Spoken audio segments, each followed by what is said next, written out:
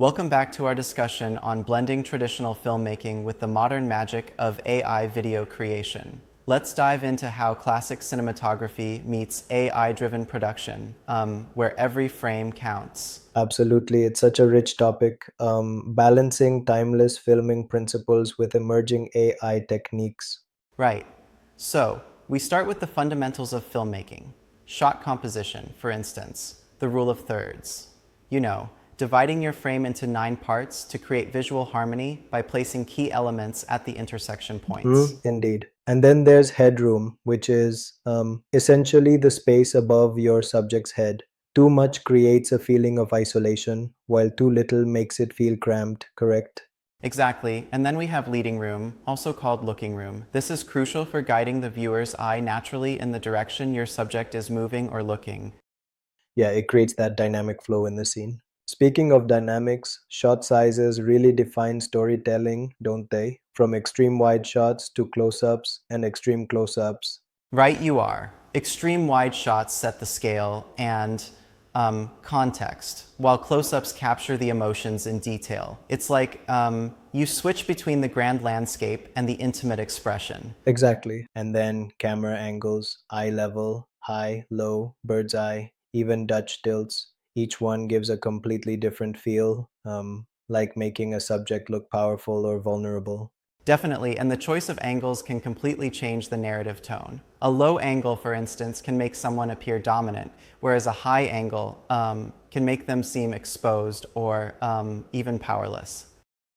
I totally get that. And what about camera movements like pans, tilts, dollies, and even the dramatic dolly zoom? They really add layers to storytelling, don't they? Absolutely. Movements like pans and tilts guide viewer attention, and dynamic movements such as tracking shots and handheld sequences bring a documentary vibe. Sure, Steadicam and crane shots are the unsung heroes of smooth cinematic Right? It's like transitions. choreography for the camera. Now, lighting is another pillar. 3 point lighting is nearly a formula for success with the key fill and backlights, isn't it? Yes, the triple play of key light illuminating the subject, fill light softening shadows, and the backlight, which creates that halo effect to separate the subject from the background. Yeah, that deepens the visual narrative. And then we jump into different lighting styles: high key, low key, and motivated lighting. Each one sets a distinct mood: cheerful brightness versus dramatic, shadowy scenes. Exactly. High key produces evenly lit shots, perfect for comedies, while low key lighting amps up the drama. It's almost like painting with light. Like creating a mood with every stroke. Moving on, depth of field is another fascinating aspect. It depends on aperture, focal length, and camera subject distance to control what's in focus versus what's blurred. Right.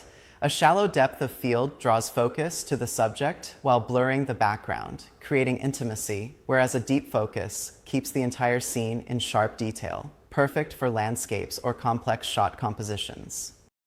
Yeah, it's like deciding where your audience should look. Color grading and theory too. There's so much power in the use of teal and orange, or even monochrome styles to evoke specific moods and emotions.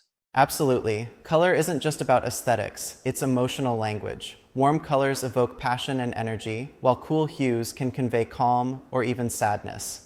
Each tone tells a part of the story. And let's not forget mise en scène. Every prop, costume, and set design element comes together to enrich the storytelling. Right. Directors like Wes Anderson and Tim Burton are masters at this. They create worlds where every detail, from actor blocking to the background elements, speaks Exactly, it sets the volumes. entire narrative that visually captivates the audience. Now, switching gears to narrative structure, the timeless three-act structure is still very much relevant in setting up, developing, and resolving a story. Certainly, Act 1 introduces, Act 2 magnifies the conflict, and Act 3 provides that cathartic resolution. It's a proven formula even in the AI domain. Yep, it provides a roadmap for storytelling. Speaking of AI, the integration of traditional cinematography into AI video generation is revolutionizing the industry. Right. The modern workflow involves script writing with AI tools like ChatGPT and Gemini, then visualizing concepts with Midjourney or DALLE. It's like AI is becoming a creative collaborator. And after pre visualization, storyboarding, and shot list creation come into play, providing a blueprint for every sequence, ensuring that the visual language remains coherent. Exactly. That pre-production planning is essential. It transforms AI from a random generator to a precision tool, combining human creativity with machine efficiency.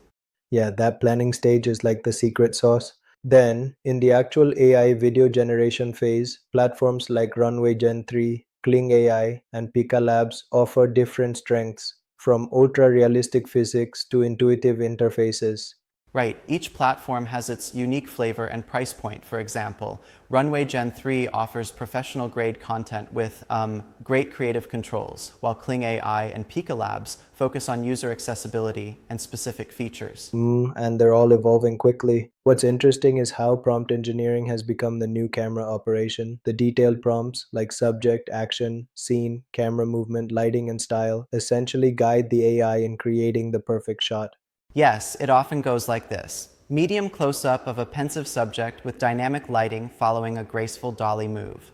The more layered your prompt, the more precise your final product. It really channels that artistic vision through detailed instructions. However, there's a risk if prompts are either too vague or overloaded. It can confuse the AI, leading to disjointed visual sequences, right? Absolutely, that's a critical point. Overloading the instructions can lead to a sort of visual cacophony. You want a focused effect per generation for clarity. Quality over quantity. And while AI handles the technical aspects, the human touch is still paramount in concept development and creative direction. Definitely. Combining human vision with AI execution creates an interplay between creativity and precision. It's like a partnership where both parties elevate the final product. Yeah, it's beautifully synergistic. Another interesting aspect is aspect ratios, choosing 16 to 9 for widescreen, 9 to 16 for mobile first content, or even 21 to 9 for that epic cinematic feel. Yes, tailoring the aspect ratio is essential for platform optimization. It dictates how the content is experienced, whether on YouTube, TikTok, or a theatrical screen.